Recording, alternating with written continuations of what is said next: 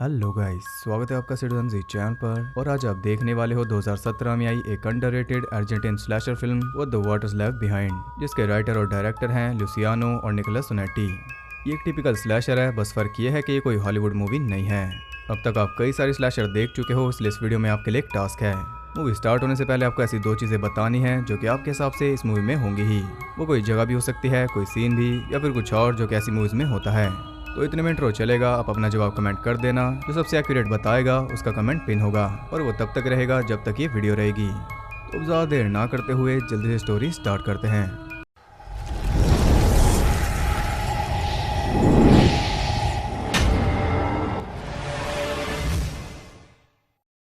तो आपको बता दूं कि अर्जेंटीना में विलापेसिन नाम का एक टूरिस्ट विलेज था जो कि पूरी तरक्की पर था, लेकिन 1985 में वो पूरी तरह पानी में समा गया। हजारों लोगों को वहां से निकाला गया और बाढ़ की वजह से रातों रात वो सब बेघर हो गए। उस टाइम वहां पर 280 बिजनेस थे, लेकिन एक ही बार में सब कुछ ठप हो गया। लोग वहां से यही सोचकर गए थे कि जल्दी पानी निकल जाएगा और हम वापस अपने घरों में आ सकेंगे, सब कुछ पहले की तरह खुशहाल हो जाएगा। लेकिन अफसोस ऐसा नहीं हुआ, वो गाँव ऐसे ही डूबा रहा। 25 साल बाद जाकर पानी निकला और वो गांव फिर से दिखाई दिया, लेकिन अब उस गांव की हालत कुछ ऐसी हो गई थी। ऐसा लग रहा था मानो किसी हॉरर मूवी का सेट हो, और आज तक भी वो ऐसा ही है। वो रहने लायक नहीं रहा और आज तक भी उसे दोबारा नहीं बनाया गया। वो एक घोस्ट टाउन है। इसे देखकर काफी क्रीपी वाइब आती है। पहले टूरिस्ट यहाँ पर आते थे खुशहाली देखकर, और अब आते हैं यहाँ की मायूसी देखने के लिए। इसके ऊपर डॉक्यूमेंट्रीज बनी हैं जिन्हें आप देख सकते हो। सबसे फेमस है पाब्लोस विला, जो कि पाब्लो नोवाक की कहानी है, जो कि उस घोस्ट टाउन में अकेला रहता है। इसे 2010 में आई एंड सून द डार्कनेस में भी यूज किया गया है। ये मूवी भी वहीं पर शूट हुई है और इसकी कहानी भी वहीं पर बेस्ड है। तो मूवी उसी विलेज में स्टार्ट होती है और हम देखते हैं एक लेडी को जो एक काफी बुरी हालत में अपनी जान बचाकर भाग रही थी। तभी एक अजीब सा आदमी उस पर अटैक करके उसे जान से मार देता है। इसके बाद हम देखते हैं क्रू को जो कि उसी विलेज में जा रहा है एक डॉक्यूमेंट्री शूट करने के लिए। इसमें है डायरेक्टर वैस्को, उसकी गर्लफ्रेंड विकी, उसके असिस्टेंट एरिका, डिएगो, नाचो और कार्ला, जिसका सबसे मेजर रोल है क्योंकि बचपन में ये उसी विलेज में रहती थी। यही बताएगी कि इनके साथ क्या हुआ था, पहले वहाँ पर क्या हुआ करता था और अब क्या है। वो बताते हैं कि जिस रात बाढ़ आई तब चारों तरफ बस चिल्लाने की आवाजें आ रही थी। मेरे घुटनों तक पानी आ गया था। तब मेरी मॉम ने मुझे गोद में उठाया और हम घर से निकल गए। जाते जाते उन्होंने घर को लॉक भी किया ताकि चोरी ना हो जाए, लेकिन उन्हें यह नहीं पता था कि चोरी करने के लिए कुछ बचेगा ही नहीं। खैर रास्ते में वो रुकता है गैस स्टेशन पर, और सबसे ईजी चीज थी गैस करने के लिए। वहाँ की ओनर थी एक क्रीपी बूढ़ी औरत जिसका नाम है अब्युला। अब लड़कियां चली जाती हैं वॉशरूम यूज करने, जो कि जेल से भी बदतर था, और दरवाज को घूमते हुए पहुंच जाता है गैरेज में। तभी वहां पर पहुंच जाता है मैकेनिक जो कि बहुत ज्यादा वियर्ड था। इसका नाम है चिमांगो और शक्ल भी इसकी ऐसी है। वहां पर एक ठरकी आदमी भी था जिसका नाम है जर्मन। फिर वो सब वहां से जाने लगते हैं, लेकिन अब्युला उन्हें ऐसे जाने नहीं देती। वो कहती है कि थोड़ी मीट पाई खरीदो, यहाँ कोई फ्री सर्विस नहीं चल रही। उन पाइस पर कीड़े भटक रहे थे, फिर भी वो खरीद लेते हैं। अब जाने से पहले चिमांगो उनसे फ्यूल के पैसे लेता है जो कि काफी ज्यादा थे, लेकिन मजबूरी में वो भी दे देते हैं, और जाते जाते उनकी पाइस भी उनके सामने फेंक गए थे।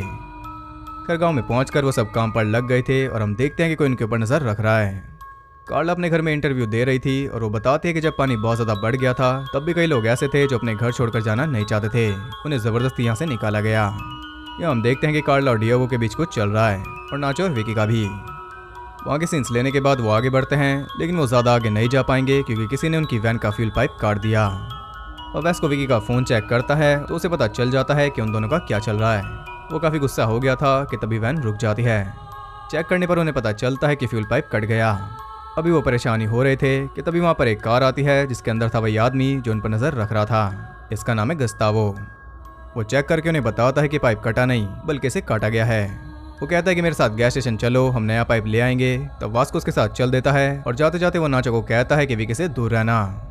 उनके जाते डिएगो, एरिका और कार्ला भी चल देते हैं सेमेट्री की तरफ क्योंकि वहाँ के भी शॉट लेने थे। विकी और नाचो दोनों वहीं पर रुक गए थे, और इनका मोटिव आपको पता ही है। उधर सेमेट्री में पहुंचकर उन तीनों ने काम शुरू कर दिया था। कार्ला बता रही थी कि पानी भर जाने के बाद लोगों को अपने गड़े हुए रिश्तेदारों की चिंता हो रही थी, और कई लोग तो उन्हें निकाल कर अपने साथ ही ले गए थे। वह वो अकेली ही ग्रेव्स को एक्सप्लोर कर रही थी कि तभी एक सांप उसे डस लेता है। उसकी चीख सुनकर वो दोनों जल्दी से उसके पास जाते हैं, और उसकी हालत देखकर उसे उठाकर वापस चल देते हैं वैन की तरफ। उधर विकी और नाचो के ऊपर भी कोई नजर रख रहा था, लेकिन वो थोड़ा बिजी थे। इधर गस्टावो और वास्को भी रास्ते में रुक जाते हैं क्योंकि रोड को किसी ने बैरिकेड किया हुआ था। गस्टावो आगे जाकर देखता है, तभी कोई वास्को पर अटैक कर देता है, और हम देख सकते हैं कि एनिमल स्कल पहना हुआ एक क्रेजी इंसान है, जैसा कि हमने स्टार्टिंग में भी देखा था। तो यहाँ में क्लियर हो गया कि इनका शिकार किया जा रहा है। वो शिकारी बार बार अटैक करके वास्को का हेड क्रश कर देता है। उधर विकी नोटिस करती है कि उसका डॉग गायब था। वो दोनों से ढूंढ रहे थे कि तभी और शिकारी उन तक पहुंचकर उन्हें भी पकड़ लेते हैं। उन दोनों को कैद करके वो ले जाते हैं एक अबैंडन बिल्डिंग में जो कि उनका घर है। उन्हें अंदर डालने के बाद वो वापस निकल गए थे शिकार पर। इधर ये तीनों भी वैन तक पहुंच गए थे, लेकिन वहाँ उन्हें कोई भी नहीं मिलता। काफी चिल्लाने के बाद वो भी थक हार कर वैन में ही बैठ जाते हैं, लेकिन वो शिकारी उन तक भी पहुंच गए। हिम्मत करके डिएगो बाहर जाता है और बाहर से मिलता है विकी का डॉग जिसे मार दिया गया था। उसे देखकर एरिका बहुत ज्यादा डर जाती है। अपनी जान बचाने के लिए वो वैन से उतरकर भाग रही थी कि तभी उसका पैर फंस जाता है एक ट्रैप में। डिएगो उसे फ्री कर रहा था, तभी एक शिकारी उनके पास आता है जिसे देखकर वो भी भाग जाता है। वो देखता है कि कार्ला भी गायब थी, तब वो भी जाकर छुप जाता है और यहाँ उसे मिलता है गस्तावो। उन्हें ढूंढने के बाद वो शिकारी वहां से चले जाते हैं और उनके जाने के बाद ये देखते हैं कि वो एरिका को ले गए उसका पैर काट कर। गस्तावो कहता है कि हमें यहाँ से निकलना चाहिए, लेकिन अब अचानक इसके अंदर का हीरो जाग गया। कुछ देर पहले तो वो भाग गया था, लेकिन अब नहीं भागेगा। उन्हीं का हथियार उठाकर वो चल देते हैं उनके शिकार के लिए। इधर हम देखते हैं कि वो शिकारी और कोई नहीं बल्कि वही गैस स्टेशन वाले क्रीपी लोग हैं जो कि हमें पहले से ही पता था। ये फैमिली अभी उस गांव में सर्वाइव कर रही है और खाना नहीं है इसलिए खाते हैं इंसानों को। इन्होंने अपना लैंड नहीं छोड़ा। जब तक पानी था ये आसपास ही रह रहे थे और जब पानी उतरा तो ये फिर से यहीं पर आ गए। अब उनके कैमरा से चिमांगो एक डॉक्यूमेंट्री बना रहा है जिसमें वो दिखा रहा है अपनी अजीब कलेक्शन। एरिका भी वहीं पर है जिसकी दूसरी टांग भी वो काट देता है और वो चिल्लाने के अलावा कुछ भी नहीं कर पाती। विकी और नाचो को कैद किया हुआ है जर्मन ने और वो उन्हें टॉर्चर कर रहा है। ये पूरी फैमिली साइको है। विकी के सामने वो नाचो को गट करके मार देता है और उसके बाद उसकी डेड बॉडी के साथ ही नाच रहा था। विकी की हालत क्या होगी वो आप सोच ही सकते हो। एक और फैमिली मेंबर वहां पर आता है जिसका नाम है टीटो और ये तो सबसे ज्यादा वियर्ड है। फिर गस्तावो और डिएगो भी वहां पर पहुंच गए थे और अलग अलग होकर वो जगह को छान रहे थे। गस्तावो पहुंच जाता है एक ऐसे रूम में जहाँ ढेर सारी अजीब चीजें थी, साथ में उस फैमिली के विक्टिम्स का सामान भी था। वहाँ उसे एक पर्स मिलता है जो कि उसकी वाइफ का। यहाँ हमें समझ आता है कि यहाँ पर क्या कर रहा है। यह है अपनी वाइफ को ढूंढने जो कि अभी से नहीं मिलने वाली, क्योंकि स्टार्टिंग में ही हमने उसे मरते हुए देख लिया था। यस, वो इसकी वाइफ थी। और विक्टिम्स का सामान देखकर ही हमें पता चल जाता है कि फैमिली काफी टाइम से ये सब कर रही है। अब इसे पता चल गया कि इसकी वाइफ नहीं रही, इसलिए इसका भी जीने का मोटिव खत्म हो गया। वो खुद को मार रहा था कि तभी उसे आवाज आती है एरिका के चिल्लाने की, जिसका पैर चिमांगो कच्चा ही खा रहा है, वो भी इसकी आंखों के सामने। गस्तावो वहां पर पहुंचता है लेकिन उसे पकड़ लेता है टीटो। इधर जर्मन विकी को मलास कर रहा था कि तभी डिएगो वहां पर पहुंचकर उसे जान से मार देता है और इसकी कहानी तो खत्म हो गई। वो दोनों वहां से निकल रहे थे कि तभी उनके सामने एक शिकारी आता है जिसे वो स्टैप कर देता है, लेकिन असल में वो शिकारी नहीं बल्कि गस्तावो था। उनके साथ गेम खेली जा रही है। खैर यहाँ वो दोनों दोबारा पकड़े गए। अब यहाँ पर आता है फेमस डाइनिंग टेबल वाला सीन जो कि कहाँ का रेफरेंस है आप जानते हो। यहाँ पर हम एब्यूला को देख पाते हैं जो कि इन सबकी माँ है, और हाँ एरिका भी जिंदा है। ये सब कैनिबल्स हैं तो आप समझ गए होंगे कि जो मीट पाई ये बेच रही थी उसके अंदर किसका मीट था। तब तो एरिका ने पाइस फेंक दी थी, इसलिए अब उसे जबरदस्ती खिला रही है।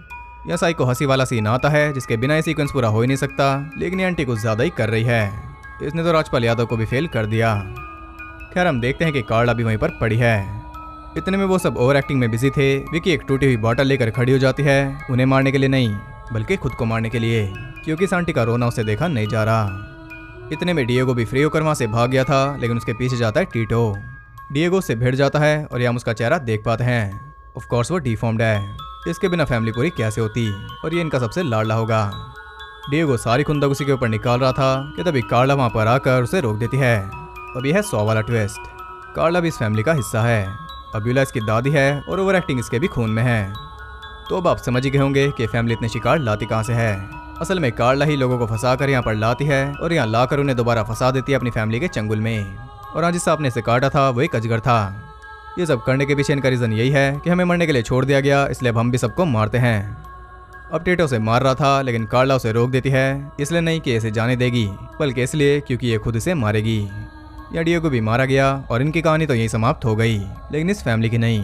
कार्ला का काम अब भी चालू है और ये ऐसे अपनी फैमिली के लिए खाना लाती रहेगी। इसी के साथ स्लैशर स्टाइल में ये मूवी एंड हो जाती है। तो जैसे कि आपने देखा ये एक टिपिकल स्लैशर थी जिसे बनाया है किसी और कंट्री ने। ये कॉम्बिनेशन है the Texas chainsaw massacre, the hills have eyes और रॉन्गटन का, जो कि ऑलरेडी इन दोनों का कॉम्बिनेशन है।